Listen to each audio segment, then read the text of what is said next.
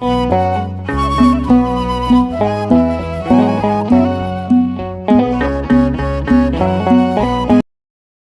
በእግዚአብሔር ዘንድ ነበረ ይላል የሌለ ዮሐንስ ወንጌል ምዕራፍ 1 ቁጥር 1 ላይ ከአብ ዘንድ የነበረውን ለእኛም የተገለጠውን የዘላለምን ሕይወት እናወራላችኋለን። የዘላለም ሕይወት ተብሎ የተጠራው እዚህ ጋር አካላዊ ቃል ጌታችን ኢየሱስ ነው። ኦኬ እናንተ ደግሞ ከእኛ ጋር ህብረት እንዲኖራችሁ ያየነውንና የሰማነውን ለእናንተ ደግሞ እናወራላችኋለን። ህብረታችንም ከአባት ጋር ከልጁም ከኢየሱስ ክርስቶስ ጋር ነው ይላል። ስለዚህ ህብረታችን ከአባት ጋር ከልጁም ደግሞ ከክርስቶስ ኢየሱስ ጋር ነው እና አብ ኢየሱስ ነው የሚሉ ኦንሊ ጂሰሶች በዚህ ትምህርት እንግዲህ ያው ይመታሉ ማለት ነው። ትምህርታቸው ይመታል ማለት ነው። ለማንኛውም ልክ እንዲህ ነው። በቃ ያ ቃል የነበረው እግዚአብሔር በስጋ ተገለጠ፣ አየን። ቅድም ረዱ እንዳለች ቃል ስጋ ሆኖ ስግው ቃል ተባለ። ስግው ቃል ስጋ የሆነ ቃል እና ስጋዊ እሱ ነው። ግን ስጋዊን ስታስረዱ በደንብ አድርጋችሁ አዎ እሱ ቃል አምላክ የነበረው ፍጹም አምላክ እንደሆነ አምላክነቱን ሳያጣ አምላክነቱ ሳይጠፋ ደግሞ ፍጹም ሰውነትን ለራሱ አደረገ ወይም ፍጹም ሰው ሆነ፣ ስጋን የራሱ አደረገ። ስጋን ሲይዝ የራሳችንን ዘር ነው የያዘው፣ የሌላን ዘር አይደለም፣ የአብርሃምን ዘር እንጂ የመላእክትን ዘር አልያዘም ይላል እና ምናምን እያልን በደንብ እንትን እያልን ደግሞ በደንብ እናብራራለን ማለት ነው። ስለዛ ጌታችን ነው ውህድ ባህሪ እንዳለው ሰውነትን የያዘ ብንልም ሌላ ሰውነት ሌላ አምላክነት ሌላ ብለን ሁለት የምንል እንዳልሆነ ኢየሱስ ሁለት አይደለም አንድ ነው። አንድ ጌታ ነው። የአንዱ ጌታ ግን አምላክም ሰውም ነው እና እሱን በደንብ አድርገን ማወቅ አለብን። እሱን በደንብ እናብራራለን ማለት ነው። ጥሩ ቆንጆ። እሺ ቀጥል። እሺ ቃልት ያሰማልን። እሺ በኩራማኔ በኩራማኑኤል ነገረ ድህነት ሀልዎተ እግዚአብሔር ምስጢረ ሥላሴ ነገረ ቤተ ክርስቲያን ይሰማላ? ምስጢረ ሥላሴ አዎ ይሰማል። ምስጢረ ሥላሴ 10 ጥያቄ አለ ማለት ነው። 3 ጥያቄ ቁጥር 3 እሺ እንዲህ ይላል። በፊሎኪ አንቀጽ ላይ ኦሪየንታል ኦርቶዶክስ አቋም ምንድን ነው? በፊሎኪ አንቀጽ ላይ የኦሪየንታል ኦርቶዶክስ አስተምህሮ ምንድን ነው? ደገምልኝ አንዴ ይቅርታ። በፊሎኪ አንቀጽ ላይ የኦሪየንታል ኦርቶዶክስ አስተምህሮ ምንድን ነው? ወይም ደግሞ ፊሎኪ ምንድን ነው የሚለውን አብራራለት ካላወቀው ማለት ነው። ፊሎኪ ማለት ኤንዘሳን ወይም ደግሞ መንፈስ ቅዱስ ከአብም ከወልድም ይሰርጻል የሚል አስተምህሮ ያለው አንቀጽ ነው። በዚህ ፊሎኪ በሚለው አረዳድ የኦሪየንታል ቤተክርስቲያን አስተምህሮ ምንድን ነው? እኛ ምን እንላለን? ፊሎኪ ማለት ቃሉ ራሱ ኤንዘሳን ማለት ነው። ኦልሶ ዘሳን ወይም ደግሞ ኤንዘሳን ማለት ነው። ከአብም ከአባትም ከልጅም ይሰርጻል የሚል ነው። ገባሁን? ገብቶኛል። እሺ ነገረ መንፈስ ቅዱስ ላይ መንፈስ ቅዱስ በእኛ ወይ ደግሞ በኦሪየንታል ኦርቶዶክስ አማኞች አስተምህሮ ላይ መንፈስ ቅዱስ ከአብ ነው እንጂ ሰረጸው ከወልድ አይደለም። የመጀመሪያ አስተምህሮታችን ይህ ነው። ዮሐንስ 14 ላይ እኔ ደግሞ አብን ለምናለው እርሱም የዘላለም የሆነውን አጽናኝ ይልክላችኋል የሚለው ቃል ይህን የሚያስረዳ ነው እና መንፈስ ቅዱስ የተባለው መንፈስ ቅዱስ ከአብ ነው እንጂ የዛን ጊዜ አሁን ጰራቅሊጦስ መንፈስ ቅዱስ ከአብ ነው እንጂ የወጣው ከመንፈስ ቅዱስ አይደለም። እዚህ ጋር የሚተላከው ማለት ነው።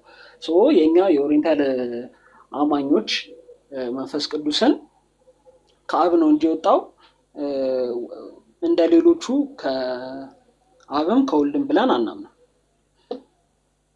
ኦኬ የኛ ቤተክርስቲያን ይህንን አስተምህሮ ምን ብላ ነው የገለጠችው እና መቼ ነው ታስታውሰዋለህ?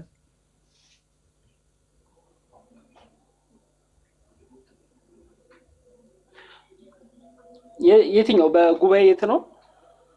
በጉባኤ ከአብ ብቻ እንደሚሰርጽ አሁን ከአብ ብቻ ነው የሚወጣው ከወልድ አይደለም፣ ከዘላለሙ ከአብ የወጣ እውነተኛ አምላክ ነው የሚለውን ይህንን አሁን የተናገርከውን ምን ብላን የገለጠችው እና በየትኛው ጉባኤ ወይ ደግሞ መቼ?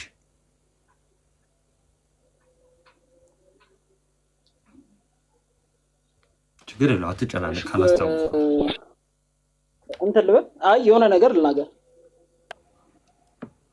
በጉባኤ ቁስጥንጥንያ ላይ የነዚህ ይሄ እንትኖች የካኒቃ ጉባኤ በኋላ የተጨመሩ አንቀጾች አሉ እና እዚህ አንቀጽ ላይ አንደኛው ላይ ወናም በመንፈስ ቅዱስ እግዚእ ማህያዊ ዘሰረጸ እምአብ ነው እና ይህ ደግሞ በጸሎት ሃይማኖት ላይ ማለት ነው፣ ወይ ደግሞ ይሄ የሃይማኖታችን ያው ዶግማ በሉ እና በዛ ላይ ገልጸዋለች። ካልተሳሳትኩኝ የመቅደሚያኖስ እንትን ላይ ማለት በተወገዘበት እንትን ላይ ጉባኤ ላይ እሱን አስቀርቷል እና በእሱ ላይ ጸሎት ሃይማኖታዊ እንትናችን ላይ ተጨምሯል። እሺ እግዚአብሔር ያክብርልን። ቴንክ ዩ። እሺ አንድ ይቅርታ። እሺ አዎ እነዚህ ኒውማቶማኪ ወይም ኒውማቶማኪ ተብሎ የሚጠሩ ነበሩ፣ የመንፈስ ቅዱስ ጠላት የሚባሉ እነ መቅዶኒዮስ። ይህ አክቹዋሊ የኒቂያው ጉባኤ ላይም አለ። መንፈስ ቅዱስ ከአብ የሚወጣ እንደሆነ የኒቂያው ጉባኤ ላይ አለ።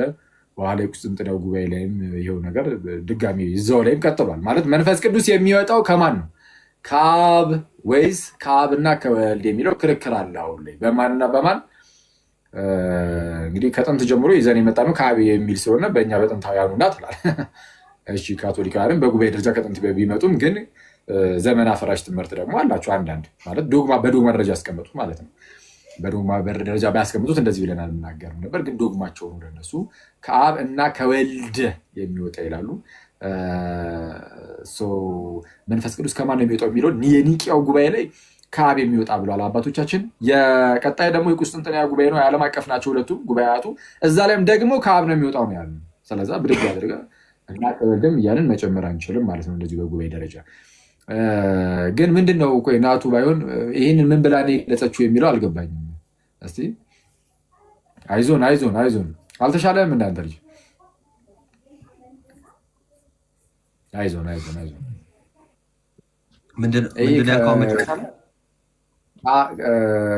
ምን ብላ የገለጸችው ያልከው እዛው ኒቂያ ጉባኤ ላይ ያለውን ያንን እንትኑ ነው ፍሬዙን ነው ዘሰረጸ በአብ የሚለውን ማለት ነው። ዘሰረጸ በአብ የሚለውን ማለት ነው። ያ ማለት እንደ አዲስ ያው ይሄ ብዙ ጊዜ እንናገረዋለን። አሁን ነገረ ስላሴ ስለ መንፈስ ቅዱስም ስለ አብም ስለ ወልድም እንደዚህ የሚነሱ ጥያቄዎች የሆነ ዘመን ላይ ይነሳሉ እንጂ ትምህርቱ ከዛ በፊትም ያለ ነው። ከዛ በእነዚህ ጉባኤያት ግን እምነቷን ቤተክርስቲያን ምን ታደርጋለች? ትገልጣለች ማለት ነው። እምነቷን ስትገልጥ የራሷ አንቀጾች ይኖሯታል ማለት ነው። ስለዚህ ቀደም ያለው ጸሎት ሃይማኖት የምንለው የኒቂያውና የቁስጥንጥንያው የእምነት መግለጫ እዛ አንቀጽ ላይ እንደተባለው ስለ መንፈስ ቅዱስ የመጀመሪያው በኒቂያም ጊዜ የነበረው አንቀጽ ላይ ነበረ። ግን ቀጣይነት ደግሞ ያለው አንድ ላይ ስለሆነ ከዛ በኋላ እነዚህን ደግሞ መናፍቃን የተባሉት እነ መቅዶኒዮስን ደግሞ ጉባኤው አውግዞ ለይቷል ማለት ነው። በዛም ደግሞ ከአብ የሰረጸ እውነተኛ አምላክ ኮንሰብስታንሻል የሆነ ከአብና ከወልድ ጋር እኩል ትክክል የሆነ የሚለውን አጽንተውልን አስተምረውልናል፣ እምነታችን ገልጠውልናል ማለት ነው። እግዚአብሔር ያክብርልን። እሺ ራሄል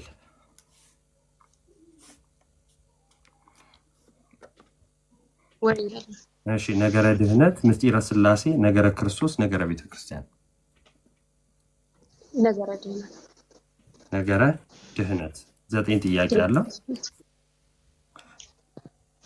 የመጀመሪያ አንደኛው እሺ ጥያቄ ቁጥር 1 ነገረ ድህነት ጥያቄ ቁጥር 1 እሺ እንዲህ ይላል። ጥምቀት ለድህነት የሚያስፈልግ ከሆነ በቀኝ የተሰቀለው ወንበዴ እንዴት ዳነ? በቀኝ የተሰቀለው ወንበዴ ሲጀመር ጥምቀቱ እንዴት ነው? ይቅርታ ቆይ አንዴ ሶሪ ጥምቀቱ የሚያል ማለት ኦኬ ታይሱስ ታረጋግጥ ችግር የለም። የቆልድ ገምልሽ አንቺ እስክትረጋጊ ሞቶ መነሳት ነበረበት። ጥምቀቱ ከሞትና ከትንሳር የምንተባበርበት ነው። እሱ ደግሞ ከዛ በፊት ነው የተሰቀለውን በዴዳ ነው ማለት ጥምቀቱ ተግባራዊ ከመሆኑ በፊት ማለት ነው። ትምህርቱ መጀመሪያም ነበር፣ ግን ደግሞ ጥምቀቱ ለድህነት የሚሆነው ክርስቶስ ሞቶ መነሳት ነበረበት። ለዛ እሱ የዳነው ከሱ በፊት ነው። ያ እንደዛ ነው። ትምህርቱ ከዛ በፊት በቂ ነው። ትምህርቱ ከዛ በፊት ነበር ብለሻል። ታስታውሻለሽ ክፍሉን? ዝም ብሎ ብቻ ክፍሉን ታስታውሻለሽ የነበረበትን ትምህርት ወይ ደግሞ ክርስቶስ ስለዚህ ታላቅ ምስጢር ያስተማረንን ክፍል ማለት ነው። ያመነ የተጠመቀ ይድናል የሚለው ማርቆስ 16:16 ነው። አሁን ከዛ በፊት ነበር ስትይ ከመሰቀሉ ወይም ደግሞ ጌታችን መድኃኒታችን ኢየሱስ ክርስቶስ ከመሰቀሉ በፊት ከመሞቱ በፊት ይሄ ትምህርት ነበረ አይደል ያልሽን? ወይ ደግሞ ይህንን ምስጢር ከመስጠቱ ራሱ በፊት በትምህርት ደረጃ ነበረ አልሽን። ጥሩ ትክክል ነሽ። ታስታውሻለሽ ክፍሉን? ያ እርግጠኛ አይደለሁም፣ ግን ለማስተማር ሐዋርያቱን ሲልካቸው ሄዱ ወንጌል ለዓለም ሁሉ ስበኩ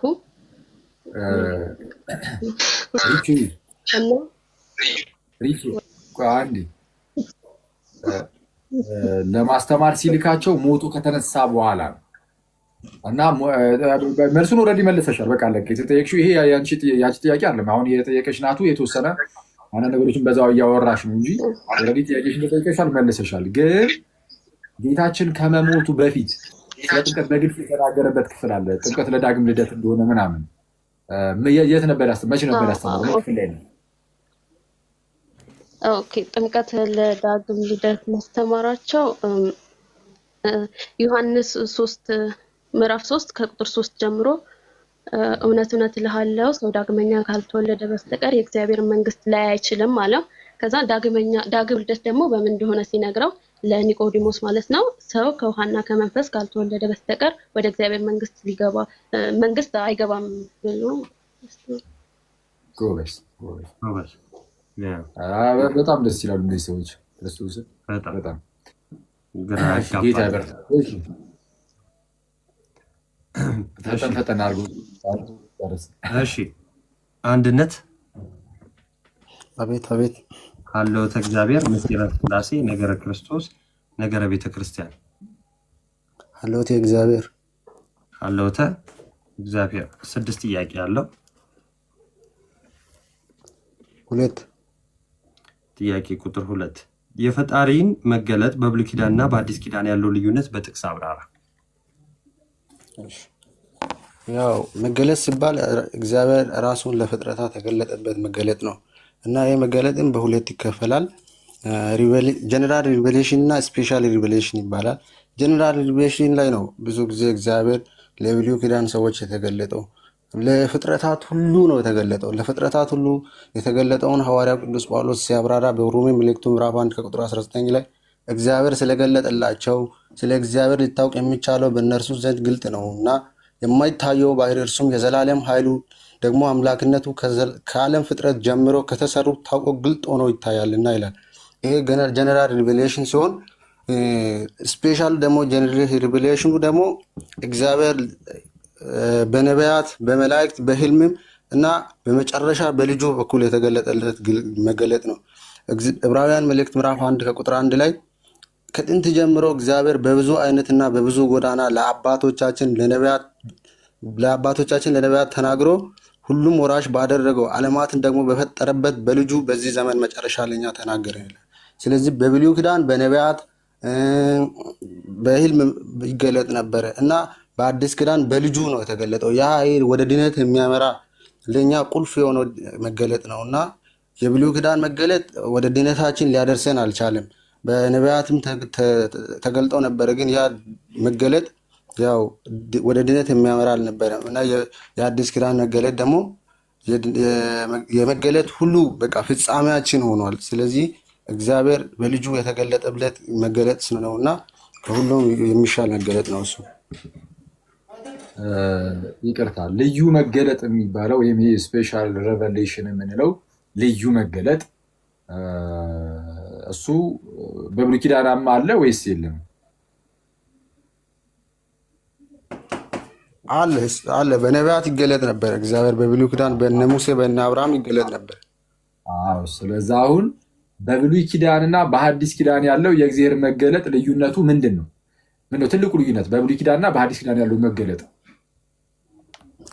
በብሉይ ኪዳን ያው የተገለጠው መገለጥ ወደ ድነት የሚያመራ አልነበረም። ያው እግዚአብሔር ይገለጥላቸው ነበረ፣ ግን እግዚአብሔርን እነዚህ የተገለጠላቸው ያዩት አይደለም። እግዚአብሔርን ያዩ ስላልነበሩ እግዚአብሔር በቃል የተናገራቸው ነበር። በአዲስ ኪዳን መገለጥ ደግሞ በዮሐንስ ወንጌል ምዕራፍ 1 ቁጥር 18 ላይ እንደምናገር በልጁ ነው የተገለጠው። በልጁ የተገለጠው መገለጥ ደግሞ እግዚአብሔርን ያየ አንድስ እንኳን የለም፣ በአባቱ እቅፍ ያለው አንድያ ልጁ ተረከ እንደተባለው ያ ልጁ አባቱን አይቷል። ከአባቱ ጋር ደግሞ አንድ ባህሪ አለው። ስለዚህ ከነዙ በጣም የላቀ ነው የሱ መገለጥ፣ ወደ ድነታችን የሚያመራ መገለጥ ነው። አሁን እንትን ነው በቃ ትልቁ አሁን መጨረሻ ላይ እንዳልከው የላቀ ነው። የማን? የሐዲስ ኪዳኑ በክርስቶስ በኩል ያደረገው የእግዚአብሔር መገለጡ። እግዚአብሔር እንግዲህ ራሱን ሲገልጥ ይሄ አጠቃላይ መገለጡ በብሉይ ኪዳን ያለው አጠቃላይ መገለጡ ብቻ ሳይሆን አሁን በኋላ ላይ እንትን እንዳልከው ልዩ መገለጡም በብሉይ ኪዳንም አለ። በነቢያት በኩል እያደረገ በተለያየ ሚንስ እግዚአብሔር ልዩ የሆነ መገለጥን ለአይሁዳውያን ለእስራኤላውያን ሰጥቷል። በሐዲስ ኪዳንም ይኸው ልዩ መገለጥ ቀጠለ። ልዩነቱ ምንድነው? የብሉይ ኪዳንና የሐዲስ ኪዳን የእግዚአብሔር መገለጥ እግዚአብሔር ራሱን የገለጠበት መንገድ ምንድነው? ልዩነቱ በብሉይ ኪዳንና በሐዲስ ኪዳን ከተባለ በብሉይ ኪዳን እግዚአብሔር ባሪያዎቹ ነቢያትን ልኮ ነበረ የሚናገራቸው ህዝቡ። ባሪያዎቹን ነቢያትን ይልክና እግዚአብሔር ህዝቡን ይናገራቸዋል። በሐዲስ ኪዳን ላይ ስትመጡ ግን ልጁን ይላከው። ተመልከቱ ጋይዝ፣ ባሪያዎቹ ነቢያቱን በእነርሱ በኩል ሲገለጥ ኖረና በእኛ ዘመን ግን ልጁ ብቸኛ ልጁ ኢየሱስ ላከ። ልዩነቱ አሁን ቅድም ልክ አንድነት እንደተናገረው ልጁ ክርስቶስ ከአብ ጋር አንድ ነው። መቼም ቢሆን እግዚአብሔርን ያየው አንድ ሰው እንኳ የለም፣ በአባቱ እቅፍ ያለ አንድ ልጁ እርሱ ግን ተረከው ተብሎ እንደተነገረ ማንም ከአብ ጋር አንድ የሆነ የለም፣ በባህሪ እርሱ ሊያየው የሚችል የለም። ክርስቶስ ግን ከማየት አልፎ ሊተርከው የሚችል ነው። ምክንያቱም የገዛ ልጁ ነው፣ በአባቱ እቅፍ የሚኖር ነው፣ የገዛ ልጁ ነው እና በባህሪ አንድ ነው ከእርሱ ጋር። ስለዛ ይተርከዋል። ስለዛ በእንደዚህ አይነት ልጁ ነው የተናገረ ነው እና የመገለጥ መጨረሻ ይባላል። የመጨረሻው መገለጥ ከዚህ ላይ መገለጥ የለም። የመጨረሻው መገለጥ በልጁ በኩል እግዚአብሔር ራሱን የገለጠው መገለጥ ነው። ስለዚህ አዲስ ኪዳኑ ልዩ ነው፣ ታላቅ ነው። እሺ ነው ቀጥል ናቱ። እሺ ቃልት ያሰማል። ምህረት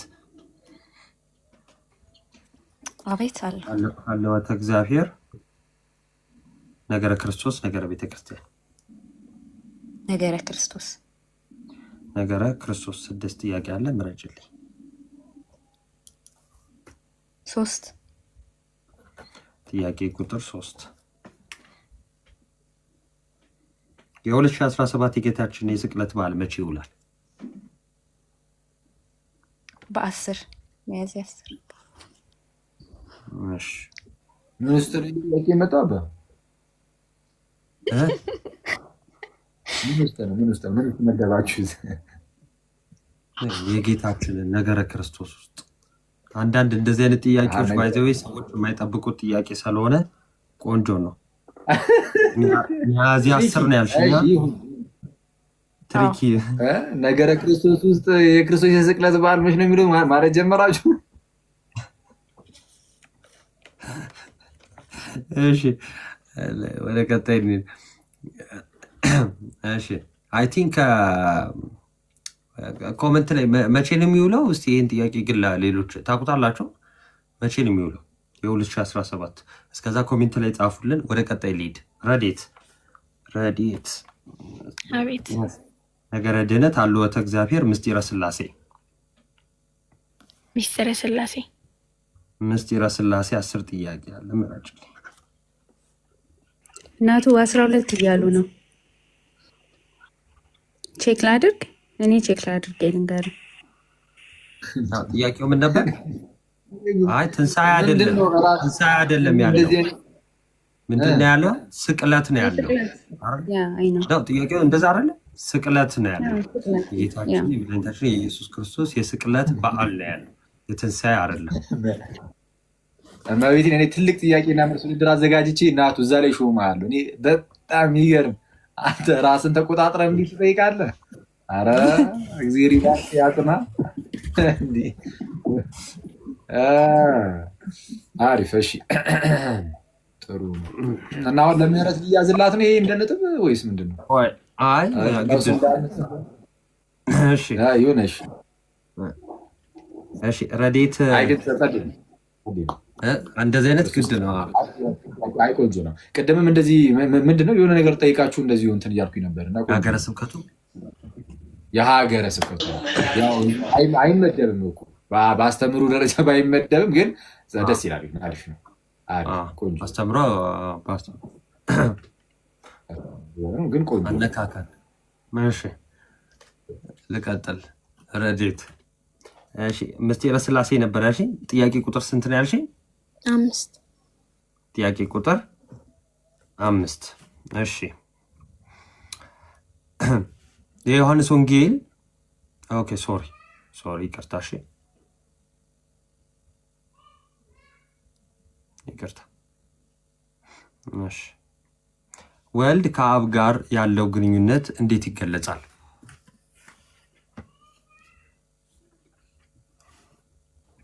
ድጋምልኛ እንዴ። ወልድ ከአብ ጋር ያለው ግንኙነት እንዴት ይገለጻል?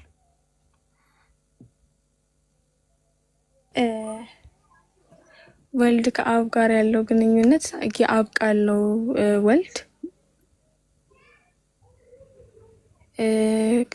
ሌላው ደግሞ ጳውሎስ እንደተናገረ እሱ የማይታየው አምላክ ምሳሌ ነው ተብሎ ተናግሯል። ስለዚህ የአብ ምሳሌ ነው። እኔን ያየ አብን ያየ ብሎም እንዲሁ ክርስቶስ አስተምሮናል። ስለዚህ ከአብ አንጻር ሲታይ ወልድ ልጁ ቃሉ እንዲሁም ደግሞ የማይታየው የአብ መልክ ምሳሌ ወይንም ደግሞ ማሳያው ሆኖ ወደ ምድር የተላከ ነው። እሺ ጨረሽ? እሺ እግዚአብሔር ያክብርልን። አኪት ትልበታለህ። ጥያቄው ምንድን ነው? አንዴ ጥያቄውን ልድገምላችሁ። ወልድ ከአብ ጋር ያለው ግንኙነት ኦኬ። ጥያቄያችን ምንድን ነው?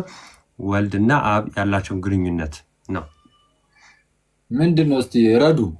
ወልድ ከአብ ጋር ያለው ግንኙነት አሁን የተናገርሽው ጥሩ ነው፣ ግን ዋናው ለምሳሌ ዋና የምንጠቀመው ቃል ጭራሽ ሜንሽንም አላደረግሽውም እንዴ?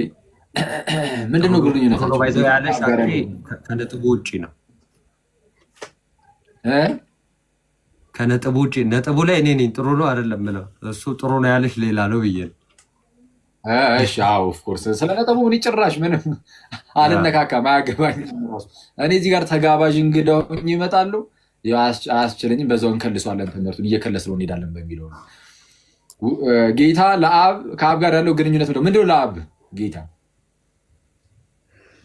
ልጁ ነው፣ ቃሉ ነው። ግንኙነታቸው ግን አምላክ ነው። ግንኙነታቸው የአባትና የልጅ ግንኙነት አላቸው። ዘላለማዊ ልጁ ነው። ቃሉ ሲባል እኮ ልጁ እንደመሆኑ አይደል ቃል የሚባለው ሰው። ከዛ አንጻር ልጁ የሚለውንም ቢጨመር ጥሩ ነው። ኢየሱስ ዓለምን የፈጠረበት ቃሉ ቅድመ ዓለም ከሱ ጋር የነበረ በአምላክነት ከሱ ጋር የሚኖር የአብ ቃል ነው። የአብ ቃል ነው። የአብ ልጅ ነው። እቺ ልጅ አሁንም ልጁ የሚለውን እየተወችው ነው። ምንድን ነው ጥርጣሬ አለሽ እንዴ ቆንጂት? ልጁ ነው። ልጁ ነው። ዓለማትን በፈጠረበት በልጁ በዚህ ዘመን መጨረሻ ለእኛ ተናገረን እንዳለው አይዞ እንዴ ፊታችን ላይ ልፈነዳ ነው እንዴ? ምን እዩንክ ነው አባ እያየን። ስለዛ ልጁ ነው፣ ቃሉ ነው። ትክክል። ጥሩ ነው። እሺ ቀጥል። እሺ ይቅርታ ለተፈጠረው የማሳል እንትን እግዚአብሔር ያክብርልን። አርኪዋ ትንሽ ጉንፋን ይዞኝ ነው መጀመሪያ መናገር ነበረብኝ። አሜን። በኩራማን እናቱዬ ይቅርታ በመሀል ገባው። ሄና አንዴ አንሚዩት አድርጎ ያውራ እንዳይዘረግፈን። በጣም ይቻል። ሄና አንዴ ያውራ። እሺ ምን ላውራ? አይ ጥሩ ነው። ብቻ ሁላችሁም በርቱ። ደስ ይላል። ላኪም አለ ምናምን ሰጠን ኤፌሳይዝ በጣም ደስ የሚል ነው። ኖት ምናምን ብትይዙ አይ ቲንክ በቃ እዚሁ በጣም ክለሳ በሉት። የረጅም ጊዜ ክለሳ ነው እየተደረገ ያለው እና ደስ ይላል በጣም። የታስ ኮንቲኒ ቶሎ ለመሄድ እንሞክራለን። እሺ በኩራማን ወርዷልና ወደ ቀጣይ ራሄል። እሺ ራሄል አለሽ? ምስጢረ ሥላሴ፣ ነገረ ክርስቶስ፣ ነገረ ቤተ ክርስቲያን። ምስጢረ ሥላሴ። ምስጢረ ሥላሴ። እሺ 10 ጥያቄ አለ። ራሄል ምስጢረ ሥላሴ 2 ጥያቄ ቁጥር 2። እሺ በኢትዮጵያ ኦርቶዶክስ ቤተክርስቲያን ስርዓተ ቅዳሴ ሥላሴን ወይም የቅድስት ሥላሴን ትምህርት በደንብ የሚያብራራው ቅዳሴያችን የቱ ነው? ይቅርታ ይለፍ።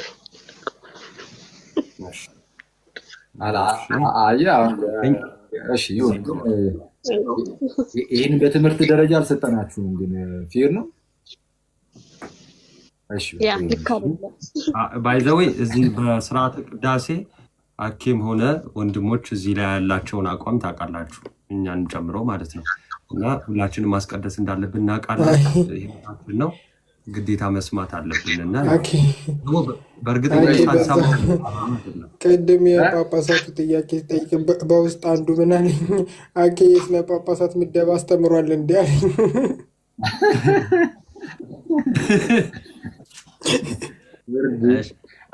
ግን የእንትን የጳጳሳቱ አትሊስት የሆነ በአንድም በሌላ ምሰማዋለ። የቅዳሴ ግን አንዳንድ ሰው በደንብ ቶሎ ቅዳሴያቱን ላንለይ ስለምችል ኦፍኮርስ አሁን ሪቹ ማስቀደሱ አይቀርም፣ ታስቀድሳለች። ባላቃትም ማለት እንደዚህ በንትን ባላቃትም ግን ማስቀደሱ አይቀርም። ኦፍኮርስ ግን የትኛው ቅዳሴ እንደነበረ ምናምን ላናውቀው እንችላለን። ቅዳሴ ማርያም በጣም አለው የሥላሴ ትምህርት የአብ ሰዓት ነው፣ ወልድ ሰዓት ነው፣ ስድስት ሰዓት ነው፣ እንደዛ እያለ የሚሄድበት ማለት ነው። ኤኒዌይስ ግን እሺ በቃ ይሁን ካላችሁ ይቀጥል። ይሄ ግድ ነው። ሪቾ አም ሶሪ፣ ይሄ ግድ ነው።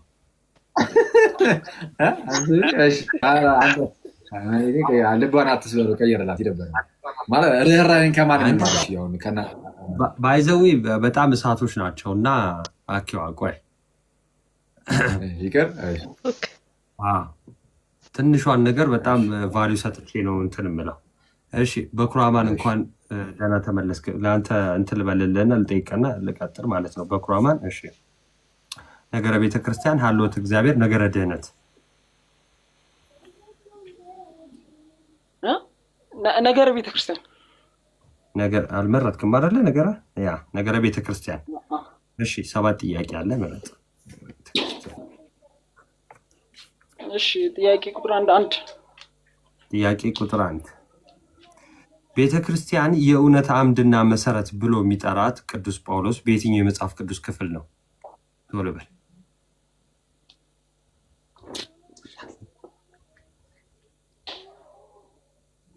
ደቂቃ አልቋል። አንድ ቆሮንቶስ ላይ ቆሮንቶስ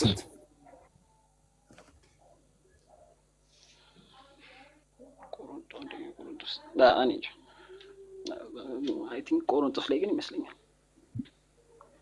ምንድነው ጥያቄው? ቤተክርስቲያንን የእውነት አምድና መሰረት።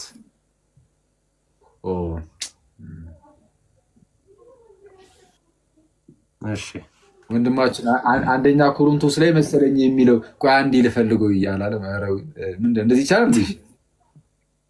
አይ እንትን እያልኩ አይደለም ነው፣ ግን አንደኛ ቆሮንቶስ ላይ ነው እንትን አላ። እሺ ቀጣይ አንድነት ሂድበት እንጂ ምን ላይ ነው ያለው የሚለው ነግረን ለፋባ ጢሞቴዎስ ቀጠልሽ። እሺ አንደኛ ጢሞቴዎስ ያለ ምዕራፍ 3 ላይ እዩ 3:15 ምዕራፍ 3 ቁጥር 15 ላይ በዘገይ ግን በእግዚአብሔር ቤት እንዴት ልትኖር እንደሚገባ ታውቅ ዘንድ ጠቅላላ አይነት ነገርና ቤቱም የእውነት አምድና መሰረት ነው፣ እርሱም ይሄ ነው እግዚአብሔር ቤተክርስቲያን ነው ይላል። ቤተክርስቲያን የእውነት አምድና መሰረት ናት ማለት ምን ማለት ነው? እውነት ለሚፈልግ ሰው ሁሉ ምንድነው? ምንጭ ናት፣ መዝገብ ናት ማለት የእውነት መዝገብ ናት። የእውነት አምድና መሰረት፣ እውነተኛ አምድና መሰረት አይደለም፣ የእውነት የራሱ አምድም መሰረትም ናት። ስለዛ ቤተክርስቲያን እውነት የሆነው የእግዚአብሔር ቃል ማከማቻ ስለሆነች ምንድነው ቤተክርስቲያን የእውነት የእምነት ዲፖዚት ነች። ስለዚህ ወደ እሷ ሄዱ ሰው ይህን እውነት መቅዳት ይችላል ማለት ነው ከእሷ ከሕያው እግዚአብሔር ቤተክርስቲያን። እሺ ቀጥል። እሺ አንድነት አላህ ምስጢረ ሥላሴ ነገረ ክርስቶስ ነገረ ቤተክርስቲያን ነገረ ክርስቶስ ነገረ ክርስቶስ 6 ጥያቄ አለ። 4 ጥያቄ ቁጥር 4 እሺ ስንት ነገረ ክርስቶስ 4 ተጠይቋል። ሶሪ 5 እሺ ጥያቄ ቁጥር 5 እሺ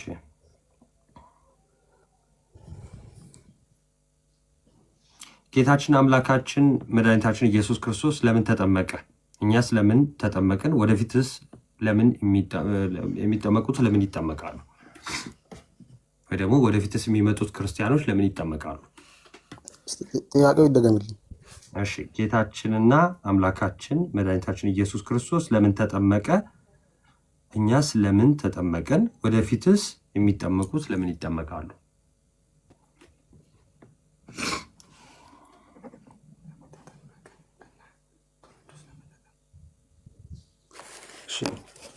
ጌታችን ኢየሱስ ያው የተጠመቀው ጽድቅን ሁሉ ለመፈጸም ነው።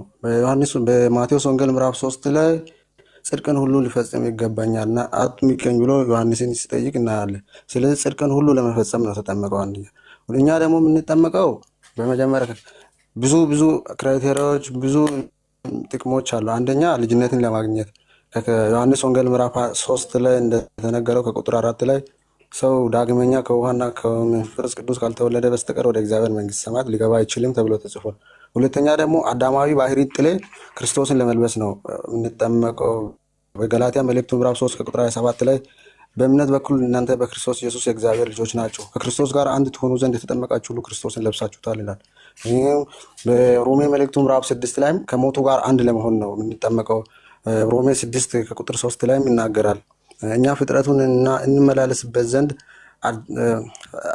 ክርስቶስ በአብ ክብር ከሙታን እንደተነሳ እንዲሁም እኛ በአዲሱ ሕይወት እንድንመላለስ በጥምቀት ከሞቱ ጋር አንዱ እንደሆንን አታውቁምን? እንደተጠመቅን አታውቁንም? ይላል እና ሞትን በሚመስል ሞትን እና ትንሣኤ በሚመስል ትንሣኤ ለመተባበር ነው የምንጠመቀው።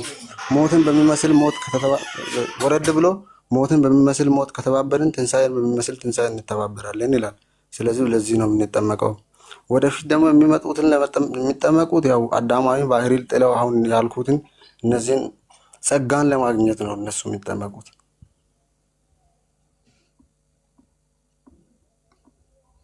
እሺ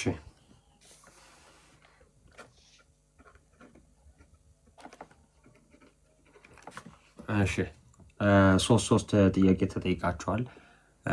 እንቀጥል ይመስለኛል። እዚህ ላይ ግን መብራራት የሚፈልግ ነገር ሲኖር እያብራራንላችሁ እንሄዳለን። እሺ በቃ በቂ ከሆነ ብቻ ሳይሆን አንዳንድ ጊዜ በቂ የሆነ ነገር ተነግሮም ግን ሰማው ለእናንተ የተወሰነ ግልጽ ላይሆን ይችል ይሆናል ምናምን ብለን ካሰብን ለአንዳንድ ሰዎች ላይሆን ይችላል ብለን ካሰብን ልናደርገው እንችላለን፣ በቂ ሆኖ ማለት ነው። ስለዛ የሆነ ሀሳብ ስንሰጥ አስቀድሞ የተናገረው ሰው ትክክል አይደለም ወይም በቃ ጎድሎታል ማለት ሳይሆን ለእናንተ ግልጽ ከማድረግ አንጻር ነው የምንለው። በቃ ይሄ በቂ ይመስለኛል። ጌታችን ለምን ተጠመቀ? ምንድነው? ለበጎ ነገር ሁሉ መጀመሪያ ነው ጌታችን ኢየሱስ እና እኛ ደግሞ እንድንጠመቅ ክርስቶስ አስቀድሞ ተጠመቀ። በዛ በጥምቀት ውስጥ ውሃውን የጥምቀቱን ውሃ ይቀድሰው ዘንድ እነ ቅዱስ አግናጢዮስ ይህንን ነገር አስተምሩ። ቀጥታ ከሐዋርያት የተማሩት አባቶቻችን ማለት ነው። ውሃውን ይቀድሰው ዘንድ ጌታችን ኢየሱስ ተጠመቀ። ስለዛ ልክ ሲሰቀል በዛ በስቅለቱ ያንን ውሃ ሰዎች ሁሉ የሚነጹበት የኃጢአት ስርየት የሚያገኙበት ቦታ ያደርገዋል። ስለዚህ ሰዎች ወደዛ ጥምቀት ሲገቡ ምንድነው ልክ ጌታችን ተጠምቆ እንደወጣ አብ በላይ በሰማይ በእርሱ ደስ የሚለኝ የምወደው ልጅ እርሱ ነው እንዳለ እኛም ልክ ተጠምቀን ስንወጣ ጌታችን ኢየሱስ ምንድነው ከጌታችን ኢየሱስ ጋር አንድ ሆነን ስንጠምቅ እግዚአብሔር ከላይ የምወደው ልጅ እያለ እኛንም ማሳየት ይጀምራል። እኛ ራሳችን የእግዚአብሔር የተወደዱ ልጆች እንሆናለን። እሺ ይቀጥል። እሺ ምህረት ያልመረጥሻቸው ሁለት አሉ። ይቅርታ ናቱ፣ በጣም ይቅርታ አድርግልኝ። ታዲያ ግን ጌታችን በእርሱ ደስ የሚለኝ የምወደው ልጅ እርሱ ነው ሲል ተብሎ ሲነገርለት በጥምቀት ምክንያት ልጁ ሆኖ እያልን አይደለም። እሱ ለእኛ ምሳሌ ሆኖ የሚመጣው እዛ የጥምቀት ቦታ ላይ የሥላሴ ሲገለጥ አይተናል። ስለዚህ የሥላሴ ስራ በጥምቀት ውስጥ ይኖራል ምናምን የሚለውን ለማሳየት ነው። ጌታችን ዘላለማዊ ልጅ ስለሆነ በጥምቀት በኩል ልጅነትን ያገኙ ማለት ነው። ለእኛ ግን በሚሆን መልኩ ልጅነት እንችላለን ነው እንጂ ክርስቶስ በጥምቀት የሚያገኘው ልጅነት የለም። እኛ ነን በጥምቀት ልጅነትን የምናገኘው። እርሱ ጥምቀትን ይቀድሰዋል። የሚቀደስበት ሳይሆን የሚቀድሰው ነው። ስለቀደሰውም እኛ ደግሞ እንቀደስበታለን፣ ከጌታ ጋር አንድ እንሆንበታለን። ያን ጥምቀት እሺ ቃል የተሰማለን አኪዋ ምህረት እሺ ሀሎተ እግዚአብሔር ወይም ነገረ ቤተክርስቲያን ሀሎተ እግዚአብሔር። እሺ ሀሎተ እግዚአብሔር 6 ጥያቄ አለው። 3 ጥያቄ ቁጥር 3 በብሉይ ኪዳንም ጥያቄውን አዳምጡ እሺ። በብሉይ ኪዳንም ሆነ በሐዲስ ኪዳን ከተነሱ መካከል እግዚአብሔርን በባህሪው የሚያውቀው ማን ነው? ማንም የለም። በባህሪው እግዚአብሔርን ማንም የሚያውቀው የለም። እግዚአብሔር ያክብርልን። እሺ ቀጣይ ያው በብሉይ ኪዳንም ሆነ በሐዲስ ኪዳን ምን ከተነሱ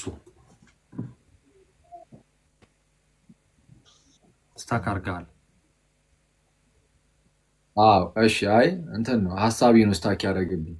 ስለዛ እሺ ከመጡ ቢሆንስ በብሉይ ኪዳንም ሆነ በሐዲስ ኪዳን ኧረ በቅዱስ ሚካኤል የእህተ ማርያም ወንድም መጣ እንዳታስቡልኝ። ጭንቅላቴ ላይ እንደዚህ ነገር መጣች ከወንበሩ ጋር ይሄዳል።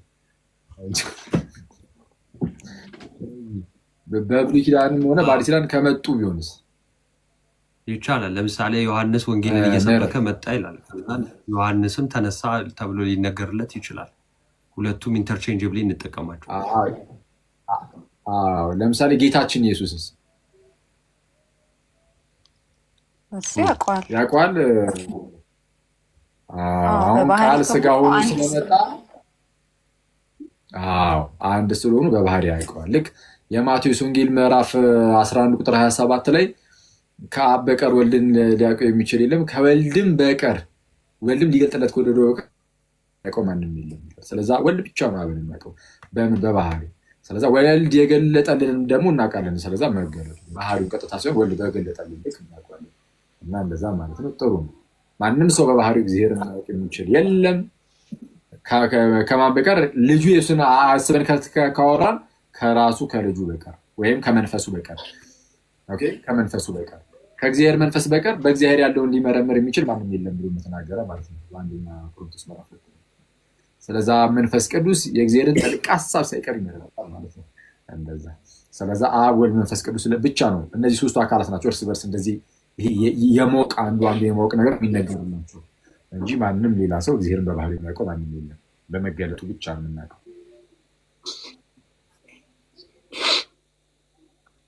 እሺ ቃልት ያሰማልን አኪዋ። እሺ ረዴት አቤት።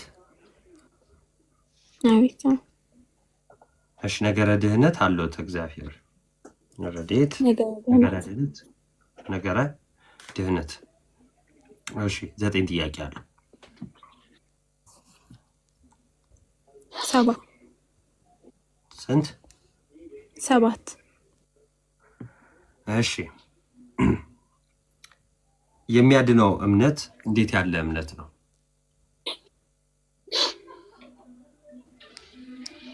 የሚያድነው እምነት በክርስቶስ ኢየሱስ በሞቱና በትንሣኤው ያለ እንዲሁም ደግሞ ያዕቆብ በመልእክቱ እንደገለጸው በስራ የተደገፈ እምነት ወይንም ደግሞ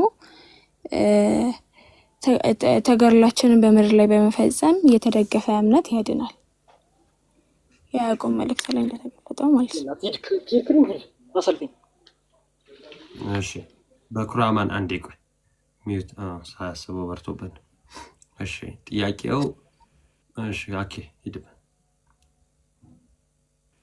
እስቲ እንዴት ነው የሚያድነው እምነት? እንደምን ያለ እምነት ነው? እስቲ እንዴት አለች? በደንብ አልሰማሁትም። የሚያድነው እምነት እንዴት ነው? እንዴት ያለ ነው? ምን አይነት እምነት ነው የሚያድነው? በክርስቶስ ኢየሱስ በሞቱና በትንሣኤው ያለ እንዲሁም ደግሞ በያዕቆብ መልእክት እንደተገለጠው እምነት ብቻ ሳይሆን በስራ የተደገፈ ወይንም ደግሞ በማመን የሚፈጸሙ የጽድቅ ስራዎችን በመፈጸም የተደገፈ እምነት ያድናል።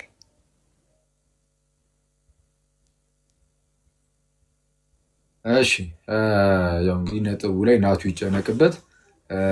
ያው እንግዲህ እምነት አሁን የሚያድንና የማያድን እምነት አለ። የሚያድነው እምነት የራሱ የሆኑ ክራይቴሪያዎች አሉት። ምንድን ነው የሚባለው? እሺ ኤኒዌይስ ምን አይነት ነገር እንደምን ያለ ነው የሚያድን እምነት እንዴት ያለ ነው ከተባለ አንደኛው ሳውንድ ፌዝ መሆን አለበት። ማለት ይሄ እውነተኛ እምነት ይሄ በእውነተኛ አስተምህሮ ላይ የተመሰረተ ምናምን እንደዛም ማለት ነው። እውነተኛ አስተምህሮን ሰምቶ ነው ሰው ማመን ያለበት። ከዛ በኋላ እሱ አዎ ያድነዋል። እውነተኛ አስተምህሮን ሰምቶ ካመነ ብቻ ማለት ነው። ኑፋቄን ሰምቶ ካመነ አይድንም። የስላሴ ትምህርትን የሚያስክዱ ኦሊጂስቶችን ሰምቶ አንድ ሰው ቢያምን አይድንም። ወልድ ፍጡር ነው የሚል የአርዮሳንን ትምህርት ሰምቶ ቢያምን አይድንም። እና ሌሎችም ትምህርት ላይ ሚስጥራት ላይ ምናምን ላይ እንደዚሁ እንደዛ ከሆነ ያ እምነት የማዳን ብቃት የለውም። የማዳን ብቃት ያለው እምነት የመጀመሪያው በትክክለኛ አስተምህሮ ላይ የተመሰረተ እምነት፣ ትክክለኛ አስተምህሮን ሰምቶ ነው ሰው ማመን ያለበት። የሚያድነው እምነት አንደኛ እሱ ነው። ሁለተኛ ያ እምነት ደግሞ ምን መሆን አለበት ከተባለ ምንድነው? በፍቅር የሚሰራ መሆን አለበት። ልክ ገላትያ ምዕራፍ 5:4 ላይ እንደተነገረው ማለት ነው። በፍቅር ሆኖ የሚሰራ እምነት እንጂ መገረዝ ወይም አለመገረዝ አይጠቅምም ይላል። ስለዚህ ለመዳን የሚጠቅመው መገረዝ ወይም አለመገረዝ ሳይሆን በአዲስ ኪዳን በፍቅር ሆኖ የሚሰራ እምነት ነው። ስለዚህ የሚያድነው እምነት እንደምን ያለ እምነት ነው ከተባለ አሁንም ረድኤት እንደተናገረችው ስራ ያለው ምናምን ብላለች። ትክክል ነው። ስለዚህ በፍቅር ሆኖ የሚሰራ ስለዚህ ፍቅር ያለው ፍቅሩ ደግሞ በስራ ስለሚገለጥ በፍቅር የሚሰራ እምነት እርሱ ያድናል። አንደኛ ቆሮንቶስ ምዕራፍ 13:1 ላይ እምነት ሁሉ ቢኖረኝ ይላል፣ ተራራን እንኳን እስካፈልስ እምነት ቢኖረኝ ፍቅር ግን ከሌለኝ እንደምንድን ነኝ ይላል። እናቱ እሺ ይሰማላ። እምነት ሁሉ ቢኖረኝ ተራራን እንኳን እስካፈልስ ድረስ ነው የሚለው። ባይዚ እምነት ቢኖረኝ ፍቅር ግን ከሌለኝ እንደሚንሸዋሸው ጸናጽል ነኝ እና እንደዛ ነው እና ከንቱ ነኝ ነው፣ ባዶ ነኝ ነው። ስለዛ ፍቅር ነሰሰሪ ነው፣ ግድ ነው። ስለዛ ያለ ፍቅር ምንም ማድረግ አይቻልም። ኢቭን ለተራቡ ያለኝን ሁሉ ብስጥ ራሴን እንኳን ለእሳት አሳልፌ ብሰጥ ይላል። ፍቅር ግን ከሌለኝ ከንቱ ነኝ። የፈለገ እምነት አለኝ ብትል፣ የፈለገ ስራ አለኝ ብትል፣ ፍቅር ግን ከሌለ ከንቱ ነህ። ስለዛ የሚያድነው እምነት እንደምን ያለ እምነት ነው ከተባለ በፍቅር ሆኖ የሚሰራ እምነት እርሱ ያድናል። ሁለተኛው መስፈርቱ እሱ ነው። ለማዳን ያ እምነት አንደኛ ትክክለኛውን አስተምሮ በትክክለኛ አስተምሮ ላይ የተመሰረተ እምነት መሆን አለበት። ሁለተኛ በፍቅር የሚሰራ እምነት አለበት። ሶስተኛ ደግሞ ያ እምነት የሚጸና መሆን አለበት እስከ መጨረሻ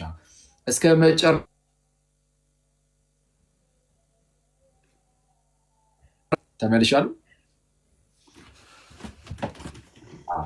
መጨረሻው የሚጸና እርሱ ይድናል፣ እስከ መጨረሻ የሚጸና እርሱ ግን ይድናል ስለሚል እነዚህ ሶስቱ ናቸው በዋናነት በእውነተኛ ትምህርት ላይ የተመሰረተ እምነት፣ በፍቅሩ የሚሰራ እምነትና እስከ መጨረሻው የሚጸና እምነት እሱ ያድናል።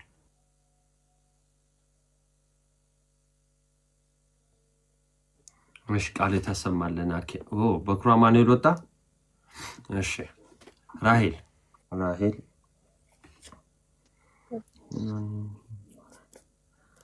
እሺ አለሽ? ኦኬ በኩራ ማኑኤል መጣ ገብቷል። እናቱ በኩራ ማኑኤል አለ አለው። ኔትወርክ እንዳጋጣሚ ይዞኝ። እሺ ነገረ ድህነት ወይም እሺ ነገረ ድህነት ወይም ሀልዎተ እግዚአብሔር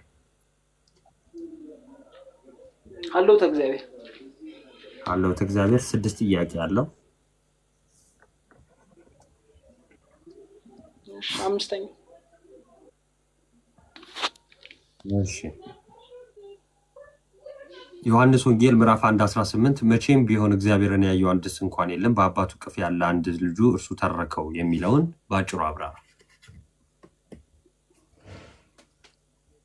ዮሐንስ 1:18 ላይ ያለው እሺ መቼ ማንስ አንዴ ድገማ። እሺ መጽሐፍ ቅዱስ ልግለጥና ላንብብ ወይስ ፈቃደኛ ከሆናችሁ? እኔ ላነብልህ እችላለሁ ለሰዓት ሲባል። መቼም ቢሆን እግዚአብሔርን ያየው እሺ መቼም ቢሆን እግዚአብሔርን ያየው አንድስ እንኳን የለም፣ በአባቱ እቅፍ ያለ አንድ ልጁ እርሱ ተረከው። ይህን ክፍል አብራራ ባጭሩ። ደቂቃ መያዝ ትችላለህ። እግዚአብሔርስ እንኳን አንድ ሲያየ የለም፣ በእርሱ ያለው አንድ እሱ ተረከው እንጂ የሚለው አንደኛ እግዚአብሔርስ ሲያየው አንድስ እንኳን የለም የሚለው ከዛ በፊት እግዚአብሔር ተገልጾ እንትን አላለም ማለት ፈልጎ አይደለም። አሁን ለምሳሌ እግዚአብሔር በአብርሃም ቤት ተገልጿል። ግን አሁን ይሄ በአባቱ እቅፍ ያለው አንድ እርሱ ተረከው እንጂ የተባለው እግዚአብሔር ወልድ የሰውን ስጋ ተዋህዶ እርሱ የማይታይ አምላክ ምሳሌ ነው አይደል የሚለው ቃሉ።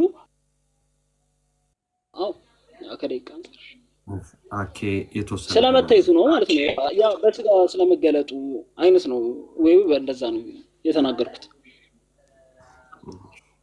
እሱ ተረከው እንጂ የሚለው በአጭሩ መቼም ቢሆን እግዚአብሔርን ያየው አንድስ እንኳ የለም ይላል። በብሉይ ኪዳን በጣም በርካታ ሰዎች እግዚአብሔርን አየን ብለው ተናግረዋል። ሙሴ እንኳን እግዚአብሔርን ፊት ለፊት ብዙ ጊዜ እንዳነጋገረው እናውቃለን። ግን ምንድነው የሶምሶን አባትም ማኑሄ እሱም ልክ እንደዚሁ እግዚአብሔርን አይተናልና ወዮልን ሞት ዘንድ አለን እያለ ሲናገር አይተናል፣ ተገልጦለት ማለት ነው። በአጭሩ በብሉይ ኪዳን የነበሩ ሰዎች ወይም ሌሎችም ቢሆኑ እግዚአብሔርን አየን ሲሉ መገለጡን አይተው እንደው የተገለጠበትን መንገድ ክብሩን አይተው እግዚአብሔርን አየን ብለው ይናገራሉ። አሁን ዮሐንስ ወንጌል ምዕራፍ 1 ቁጥር 18 ላይ ግን መቼም ቢሆን እግዚአብሔርን ያየው አንድስ እንኳ የለም ሲል እግዚአብሔር በባህሪው በቃ አልታየም፣ ወይም ቀጥታ በባህሪው የሚያውቀው ማንም የለም። እግዚአብሔርን ያየው አንድስ እንኳ የለም ማለት በቃ የሚያውቀው የለም በባህሪው ነው። በባህሪው እግዚአብሔርን የሚያውቀው የለም። ምንድነው የምታዩትን ነገር ነው እያወቃችሁት የምትሄዱት አይደለ? በባህሪ እግዚአብሔርን የሚያውቀው ማንም የለም። ስለዛ መቼም ቢሆን እግዚአብሔርን ያየው አንድስ እንኳ የለም እና በአባቱ እቅፍ ያለ አንድ ልጁ ግን እርሱ ተረከው። አንድ ልጁ ማለት ኢየሱስ ክርስቶስ ነው። ጌታችን ኢየሱስ ግን ተርኮታል። ለምን? በእርሱ እቅፍ ያለ ነው። ከማየት አልፎ በእቅፉ ነው። አንተ ከሩቁ የሆነ ነገር ልታይ ትችላለህ። ኢየሱስ ግን አብን አይቶታል ሲባል እንደዛ እንኳን እንዳይመስል፣ ከአብ ሩቅ የሆነ እንኳን እንዳይመስል ኧረ በእቅፉ ያለ እኮ ነው እሱ ተባለ። ስለዛ የራሱ ልጁ ነው። የራሱ ልጁ ከሆነ አብ እንደሆነው ወልድም ልክ እንደዚሁ ነው። ስለዛ በእርሱ ልክ ነው ማለት በእርሱ ልክ ነሲስ ከእርሱ አያንስም፣ ከአብ የሚያንስ አይደለም ወልድ። ስለዛ አብን ያውቀዋል እና እርሱ ተረከው ተብሎ ተነገረለት። እንዴት ተረከው? ቃልም ስጋ ሆነ በእኛም አደረ፣ ጸጋና እውነትንም የተመላ ነው ተብሎ ተነገርና አንድ ልጅም ከአባቱ ዘንድ እንዳለ ያለውን ክብሩን ተመለከትን አለ። ስለዛ ቃል ስጋ ሆኖ ለእኛ ለሁላችን ደግሞ ተረከው፣ እኛን ሆኖ መጥቶ ተረከው ለእኛ። እንደዛ ማለት ነው። ጥሩ ነው።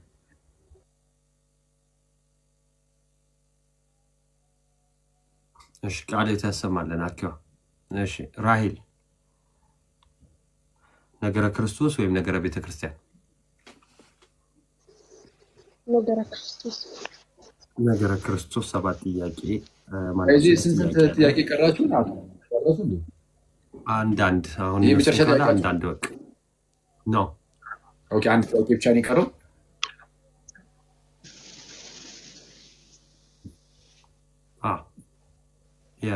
አንድ እሺ 6 ጥያቄ እሺ 6 ጥያቄ አለ።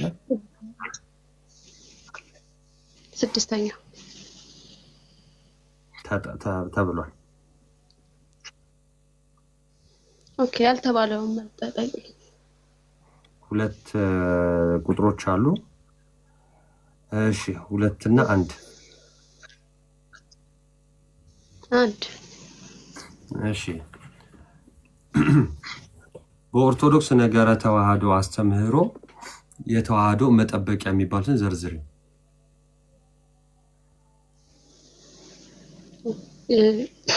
እስኪ ድገምልኝ። ኦርቶዶክስ ነገረ ተዋህዶ አስተምህሮ የተዋህዶ መጠበቂያዎች የሚባሉ ያለ መቀላቀል፣ ያለ መጠፋፋት ነው። ልጨምር ወይስ ላብራራቸው? ቢያንስ ሚኒመም 4ቱን ጥቀሽ። 4 ያለ መቀላቀል፣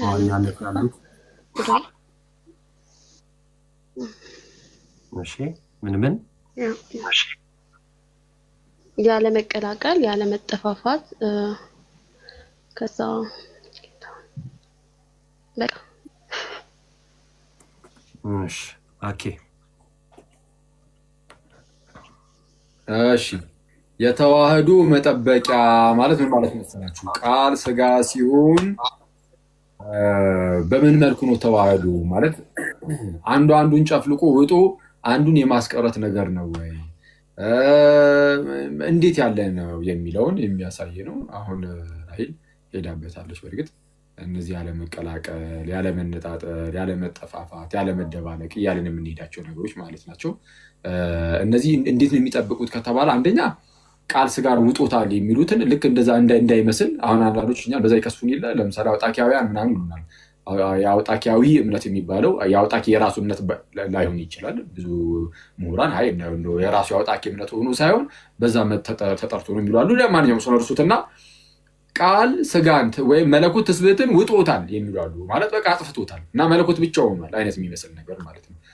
ስለዛ እንደዚህ ያለ መጠፋፋት ቃል ስጋን አላጠፋም፣ ስጋንም ቃልን አላጠፋም። ልክ እንደዚህ በዚህ መልኩ የሚጠበቅ ያለ መለያየት፣ ቃል ከስጋ ጋር ሳይለያይ ያለ መነጣጠል፣ ያለ መደባለቅ ተቀይጦ አንድ ይሆን አይደለም። ልክ ሻይ ምንድነው ቡናና ወተትን ስታደባልቁት አንድ የሆነ አዲስ ነገር ነው የሚፈጠረው ተደባልቆ ማለት ነው። ወተትም ምንድነው ቡናም ያልሆነ የሆነ አዲስ ነገር የሚፈጠረው ማኪያቶ ነገር። ልክ እንደዛ አይደለም። ቃልና ስጋ ሲመጣ ተደባልቆ አንድ አዲስ የሆነ ነገር የተፈጠረ ሳይሆን ሳይደባለቁ ወይም ሳይቀላቀሉ አንዱ አንዱን ምንድነው ሌላ ቅርጽ ሳያስይዘው በተዓቅቦ ኦኬ፣ በተዓቅቦ ማለት ሳይጠፋፋ አንድ የሆነበት ነው። በተዓቅቦ ያ እንደዛ ነው። እሺ አንድነት ቃሉ ተሰማልናቸው። አንድነት አቤት አቤት። እሺ አንድነት ምስጢረ ሥላሴ ወይም ነገረ ቤተክርስቲያን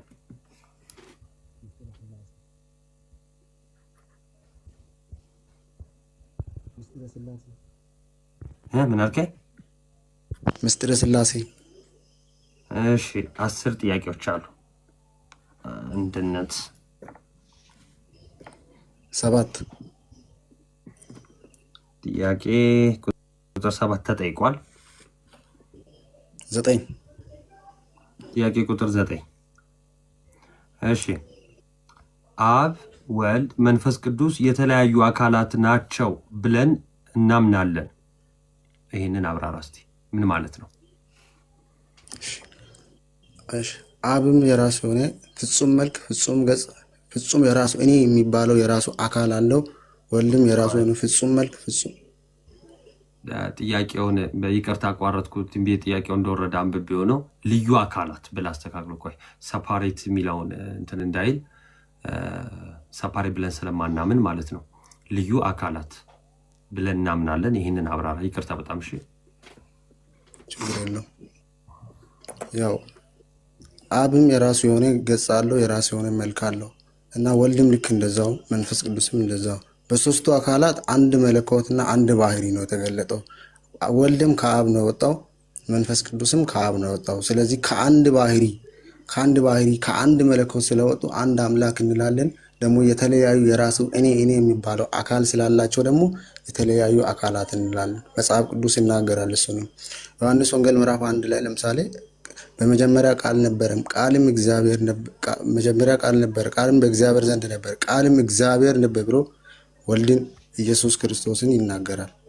መንፈስ ቅዱስም የራሱ የሆነ አካል አለው።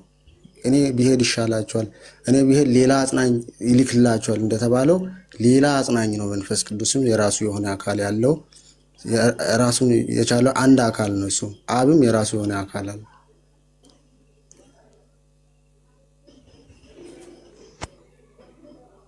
እሺ አኬ የምትለው ነገር አለ? አካላት ናቸው ሲባሉ እንዴት ነው ጥያቄው? በቃ ልዩ አካላት ናቸው ሲባል አብን ነው እንጂ ወልድንም መንፈስ ቅዱስንም አይደለም። በቃ አለቀ። ልዩ አካል ነው ሲባል ምን ማለት ነው? አብ ነው እንጂ ወልድም መንፈስ ቅዱስም አይደለም። ወልድም ወልድ እንጂ አብም መንፈስ ቅዱስም አይደለም። መንፈስ ቅዱስም መንፈስ ቅዱስ እንጂ አብንም ወልድንም አይደለም። ልክ እነዛ ማለት ነው። በአጭሩ ቀጥል። ጥሩ። እሺ እንግዲህ ቆንጆ እየሄድን ነው ያለ ነው እና ይሄ አሁን ላይ የመጨረሻ ጥያቄ ነው የሚሆነው ማለት ነው። ይሄ አሁን ላይ የምንጠይቀው የመጨረሻ ጥያቄ ነው የሚሆነው። አንዳንድ የራሳቸውን ጀነር አልተጠየቁም ማለት ነው። ወደዛ እንሄዳለን። እሺ ዝም ብለህ ለሆነ ለአንድ ደቂቃ ኮሜንታተሮችን ትንሽ ተንፈስ ይበሉና መልሱላቸው። እሺ ወደ ምህረት ይሄዳለሁ። ምህረት ነገረ ቤተ ክርስቲያን ያልተጠየቅሽው እሱን ስለሆነ ማለት ነው። ነገረ ቤተ ክርስቲያን ይቀርባል። ስለዚህ ነገረ ቤተ ክርስቲያን 7 ጥያቄ አለው ማለት ነው። 5 ጥያቄ ቁጥር 5 እሺ ዓለም አቀፍ ጉባኤያት አሳሳቲ ናቸው። ይህ ንግግር የቤተ ክርስቲያን አስተምሮ ነው ወይስ አይደለም? የቤተ ክርስቲያን ንግግር ነው። አይሳሳቱም። ዓለም አቀፍ ጉባኤያት ድገምልኝ ናት። ዓለም አቀፍ ጉባኤያት አይሳሳቴ ናቸው። ይህ ንግግር የቤተ ክርስቲያን አስተምሮ ነው። ስለዚህ አይሳሳትም። ዓለም አቀፍ ጉባኤያት አይሳሳቱም ብላ ቤተክርስቲያን ታስተምራለች ማለት ነው። ልክ ነው። እሺ እግዚአብሔር ያክብርልን። ቀጣይ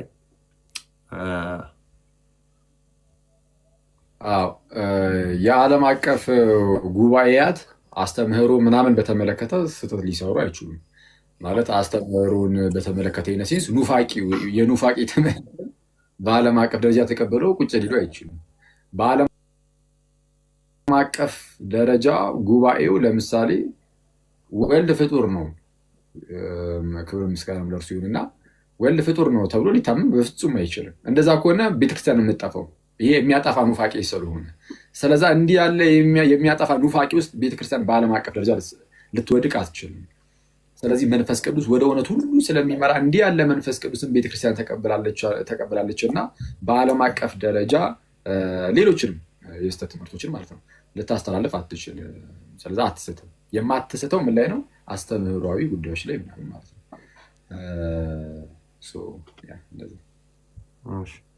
ረዴት አንቺ ያልመለሽው የቀረሽ ሀልወተ እግዚአብሔር ላይ ነው። ከሀልወተ እግዚአብሔር 4 እና 6 ጥያቄዎች አልተጠየቁም። ምረጭ ከ4 ወይ ከ6 ጥያቄ ቁጥር 4 ወይ 6 ረዴት ሚዩት ነሽ። 4 በጣም ጥሩ። ጥያቄ ቁጥር 4 እሺ እግዚአብሔር ሁሉን አዋቂ ሁሉን ቻይ እና ቸር ከሆነ ለምን ክፋት ተፈጠረ? ወይም ደግሞ ለምን ክፋት ይፈጠራል? ሁሉን አዋቂ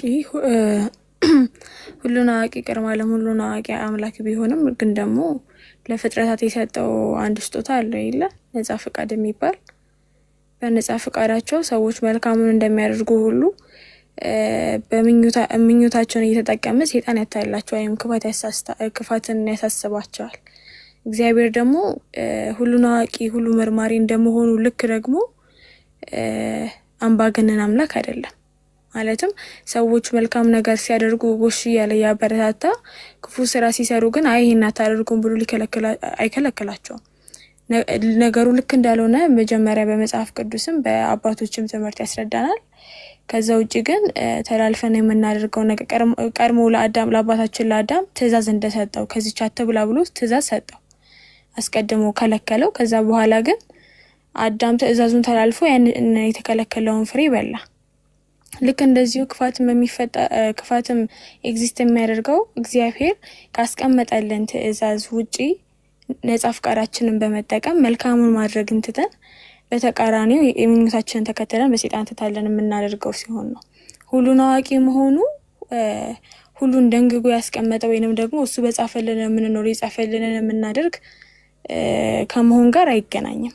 እንደምናደርገው ክፋቱን እንደምናደርገው አስቀድሞ ያውቃል። ነገር ግን ክፋቱን እንድናደርገው ያስገደደን እሱ አይደለም ማለት ነው። ካረዘምኩት ይቅርታ። ችግር የለውም። ኦኬ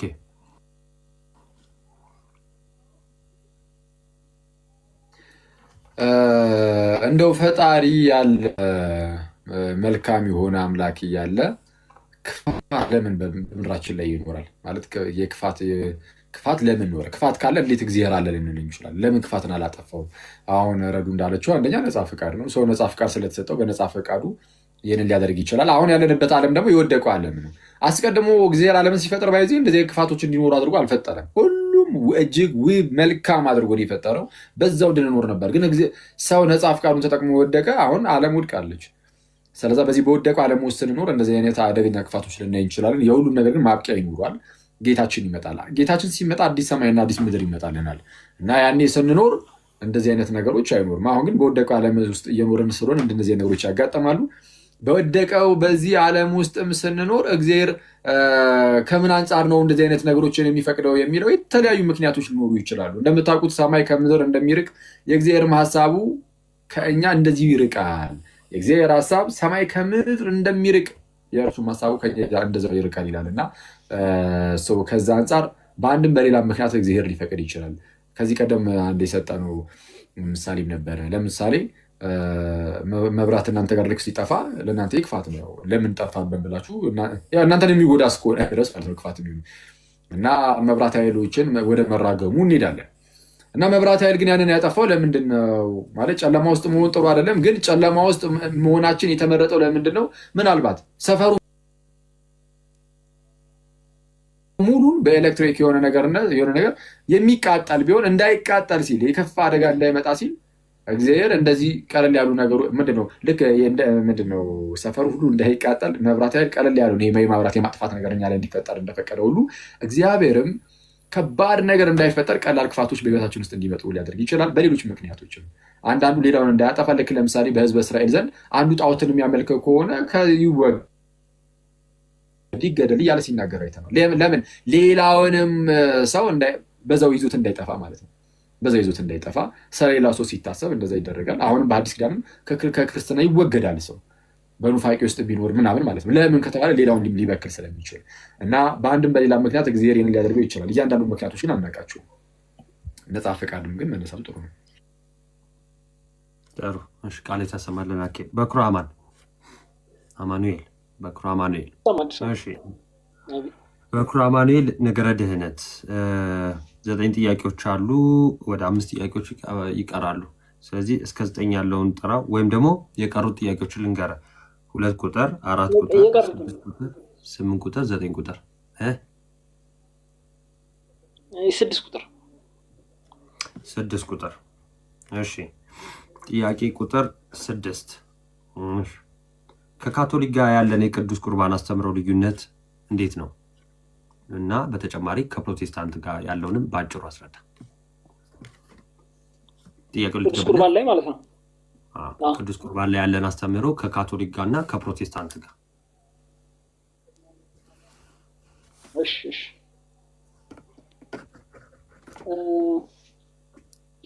እሺ እኛ ቅዱስ ቁርባንን የጌታ አማናዊ ስጋና ደም ብለን እናምናለን። እንዳጠቃላይ ቅዱስ ቁርባንም ማለት ነው አሁንም የሚዘጋጀው የዛን ጊዜም የነበረውም ማለት ነው። ልክ አንደኛ ቆሮንቶስ ምዕራፍ 10 ከቁጥር 14 ላይ እንዳለው ቃል ማለት ነው። እና በእነዛ ደግሞ በፕሮቴስታንቲዝም እና በካቶሊክ ደግሞ ይሄ ቅዱስ ቁርባን አማናዊ የጌታ ስጋና ደም ነው ብለው እንትን አይሉትም፣ አይቀበሉትም። በተለይም በፕሮቴስታንት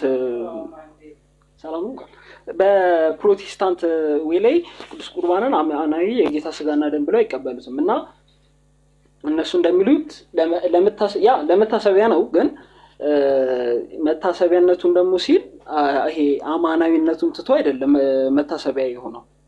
ከዚህ አንጻር ሁለቱንም ነው፣ መታሰቢያም ነው አማናዊም ነው ብለን እኛ እናምናለን። እነሱ ደግሞ አማናዊ የጌታ ስጋና ደም አይደለም ብለው ያምናሉ። ካቶሊኮች ምንድን ነበር ያልከኝ? ካቶሊኮች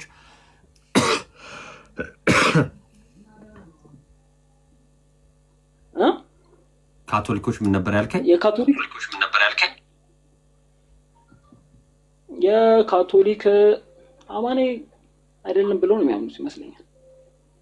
እሺ፣ ከዛ ደግሞ ምንድነው እንግዲህ ባጭሩ ያልከው የፕሮቴስታንቶች ለመታሰቢያ ነው እንጂ አማናዊ አይደለም ብለው ነው የሚያምኑት ነው። አዎ እሻኪ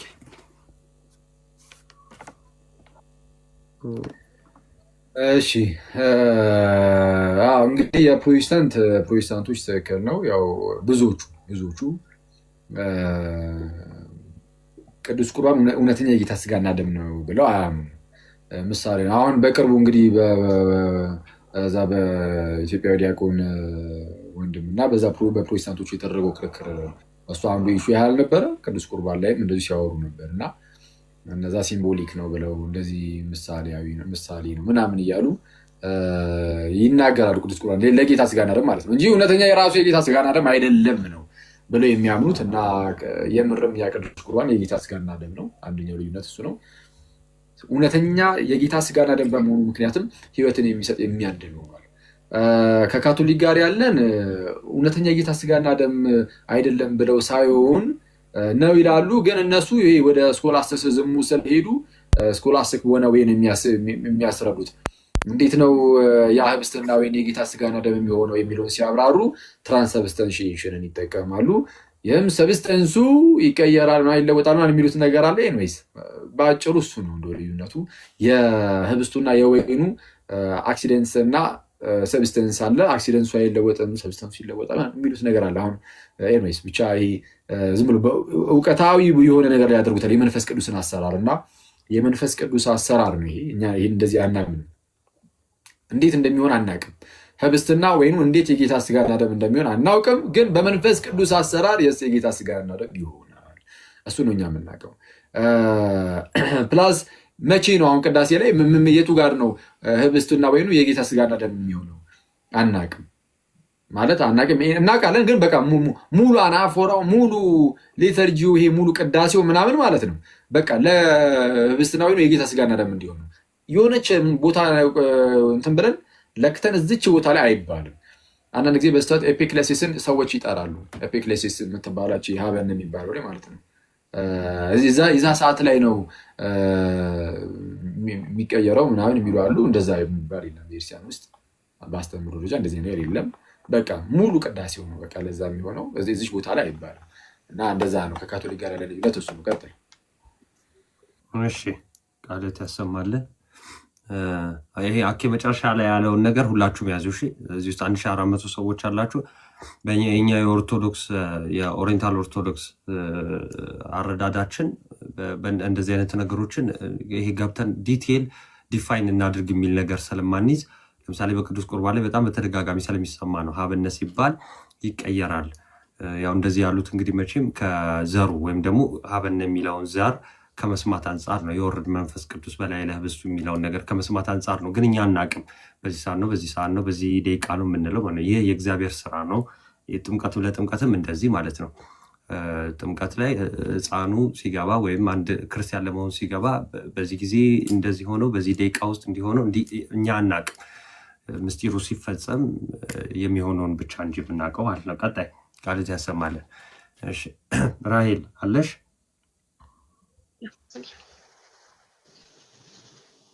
ነገረ ቤተክርስቲያን የቀረሽ ነገረ ቤተክርስቲያን ነው። ከሰባቱ ምረጭልኝ። ያልተጠየቀው ምን ነበር? 7 እና 5 ነው የተጠየቀው።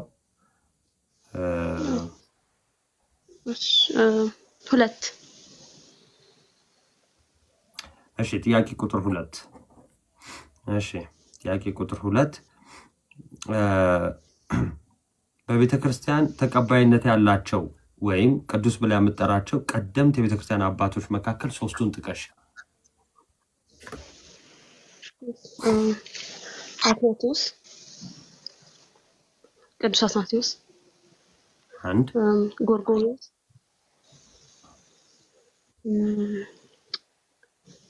ቅዱስ ዮሐንስ አፈወርቅ 3 ያ ብዙ ናቸው።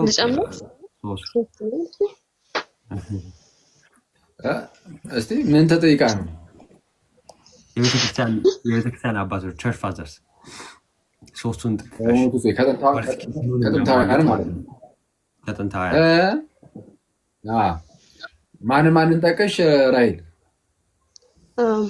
ዮሐንስ አፈወርቅ፣ አትናቴዎስ እና ጎርጎርዮስ እነዚህ ናቸው። ሶስት ብቻ ምን ነው እናንተ በዛ አታረጉም እንዴ? በዛ ሌላ ሁለት ጨምር። ኧረ በሌላ ቀን ለአንተ ልክልሃለሁ። ለአንተ እነግርሃለሁ። ቄርሎስ ቤት ትላለህ። ቅዱስ ቄርሎስ ሳይጠራ ሲቀር ቅር ይላል። እሺ ከዛ ሌላ ሰው ደግሞ መጥቶ ባስልዮስ ሳይጠራ ሲቀር ይላል። እሱማን ሰንሰፈራ ስም አሉ። ባስልዮስን ስጠራ ደግሞ እንዴ የባስልዮስ ወንድም ጎርጎርዮስ ብሎ ደግሞ ይመጣል እንዴ። ከሁሉም ቀደም ብሎ የነበሩና አግናጢዮስ እና ፖሊካርፕ እያልክ እንዴ ፓፓ እድሜን እንዳጨረሳ ይለቅብኝ እድሜ በነሱ በለ። እሺ እሺ እግዚአብሔር ያክብርልህ። እሺ አክሊል እንዳለው ብላ አልዘጋችም። በቱ ስጣት ዳታችን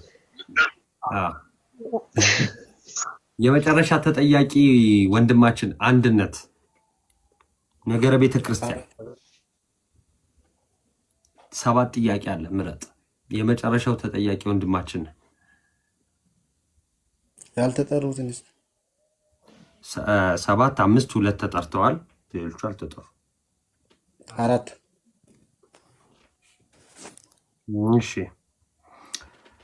የጉባኤ ኒቂያ ወይም የኒቂያ ጉባኤ እንዲጠራ ምክንያት የነበረው ጉዳይ ምንድን ነበር? ጉዳዩ ምን ነበር? ኒቂያ አሪዮስ ነበር። አሪዮስ ወልድ ፍጡር ነው በመለኮቱ ብሎ ስላስተማረ በዛ ምክንያት ነው ተጠራው። ስለዚህ ጉዳዩ ምን ነበር? ወልድ ፍጡር ነው በመለኮቱ ብሎ ነው ያስተማረው። ከአብ ጋር ወልድ ያልነበረበት ዘመን ነበረ ብሎ ነው ያስተማረው። ከዛ ያንን ምንፍቅና ለማውገዝ ነው የተሰበሰቡት። እሺ ላብራራ። ያው ብለህዋል። ያው ምን ነበርና ማን ነበር የሚለውን እንድትለይልኝ ነበረ። ያው ዘ ዲቪኒቲ ኦፍ ዘ ሰን የሚለውን የልጁን። እሺ እግዚአብሔር ያክብርልህ። ጨርሻለሁ። ስለነበረ ቆይታ አምላካችን ስም የተመሰገነ ይሁን። አኬዚ ላይ የምትለውን በል። ዲቪኒቲ ኦፍ ጋድ ዘ ሰን አልኩ። ቀጥል። ችግር የለም። አይ ቆንጆ ነው። በቃ ያው በምን ጉዳይ ላይ የጉባኤ ኒቂያ የተካሄደበት ምክንያት ምንድን ነው? በቃ ይሄ ጉዳይ ነው። አሪዮስ ወልድ ፍጡር በመለኮቱ ተብሎ ይነገራል። እንደዛ ብሎ በማስተማሩ ይባላል። ለምንድን ነው በመለኮቱ ተብሎ የሚቀጸለው? ለምን በስጋው አይባልም? ፍጡር በስጋው ቢል ጉባኤ የሚያስኬድ ነገር አይደለም። እንግዲህ የተፈጠረች እኛን ስጋ ይዟልና እሱ ግልጽ ነው ማለት ነው። ግን የአሪዮስ ትልቁ ችግሩ እንደዛ ማለቱ ሳይሆን ወልድ ፍጡር በመለኮቱ ሚኒንግ ቃል እንደመሆኑ ፍጡር ነበር፣ መጀመሪያ ተፈጥሮ ነበረ የሚል ትምህርት ስለነበረው ለዛ ነው። በጣም ቆንጆ ነው። አንድነት እግዚአብሔር ያበርታ። በጣም ጥሩ በርታ። ጎበዝ፣ በጣም ጎበዝ። ሁላችሁም በጣም ጎበዝ ናችሁ። ማናት ምህረት ነው አይደል የነበረችው? ማለት ነው። አዎ ወታ ነው። ኔትወርክ ነው። በጣም ጥሩ። እሺ ምህረት የወጣችሁ ምህረትም እዚህ ጋር ያላችሁትም እንረዱ አማኑ ሪቾ ሁላችሁም በጣም ቆንጆ በጣም ደስ የሚል ነው። እግዚአብሔር ያበረታችሁ። በስጋው ይባላል። ኤኒዌይስ በጣም ቆንጆ ነው። እግዚአብሔር ያበረታችሁ። በጣም ደስ ይላል። በርቱ። በጣም ደስ ይላል። እናንተ ደግሞ ያወቃችሁትን አሁን ትልቁ መሰላችሁ ራሳችን ማወቃችን ምናምን መረዳታችን ምናምን ብቻ አይደለም። ደግሞ እናንተ ምን ታደርጋላችሁ?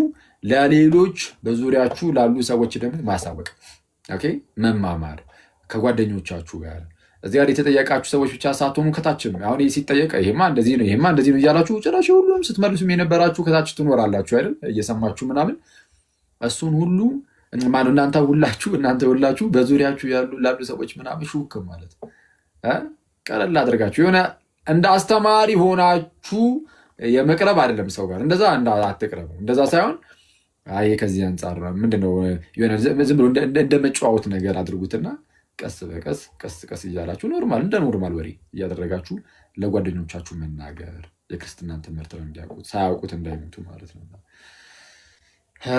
ጥሩ ነው። በርቱ። እግዚአብሔር ከእናንተ ጋር ይሁን። በጣም ደክሞኛል። እኔ ሉጣ፣ እናንተ ቀጥሉ።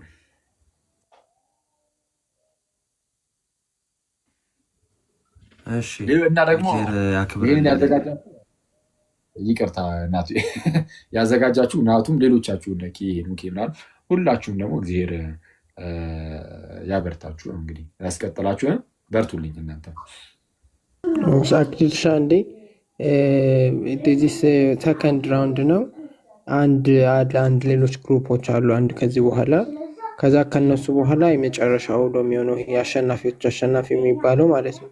ከ1 እስከ 3 የወጣው የሚሸለምበት ነው። አንድ ዙር ይቀርሃል። እናሳውቃለን። ያው የሚመችን ቀን እንትን ትለናለህ፣ እናወራለን ብቻ በውስጥ ከእኛ ጋር ነው።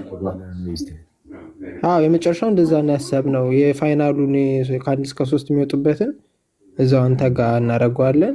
አንድ ዙር ግን አለን፣ እሱንም ደግሞ እናወራለን በውስጥ ምናምን። አክሊልሻ አብረን ስለነበርክ በጣም እናመሰግናለን። ቃለ ሕይወት ያሰማልን አክሊልሻ። እናቱዬ መዝሙር ሰምተህ ትወጣለህ። ሀኖሲ መጥቷል። ሀኖሲ ሰላም ለአንተ ይሁን። አንተን አላገኘሁም። አንተ ሰላም ብያለሁ። ሰላም እንዴት አመሻችሁ ብያለሁ። ሄኖክ ኪዩ ናቱ በጣም ደስ የሚል ነበር። እግዚአብሔር በጣም ደስ የሚል ሁለቱንም ቀን በጣም የሚያስደስት ነበር። በጣም እግዚአብሔር ያክብርልን። ደስ የሚል ነገር ነው ያየነው።